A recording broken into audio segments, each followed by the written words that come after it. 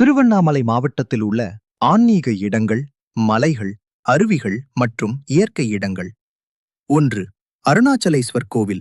திருவண்ணாமலை மாவட்டத்தின் முக்கியமான ஆன்மீக மையம் அருணாச்சலேஸ்வர் கோவில். இது நவராத்திரி, மகா சிவராத்திரி போன்ற திருவிழாக்களுக்கு பிரபலமானது. பெரும்பாலான சுற்றுலா பயணிகள் ஆன்மீக அனுபவம் பெற இங்கே வருகிறார்கள். 2. சத்தனூர் அணை. இது நீர்வளத்திற்கும் சுற்றுலாவிற்கும் முக்கிய இடமாகும். இங்கு படகுகள் சவாரி செய்யலாம் மற்றும் பெரிய நீர்த்தேக்கம் பார்க்கலாம். 3. பர்வத மலைகள். இங்கு இயற்கை அழகை ரசிக்க விரும்புபவர்களுக்கு சிறந்த இடம்.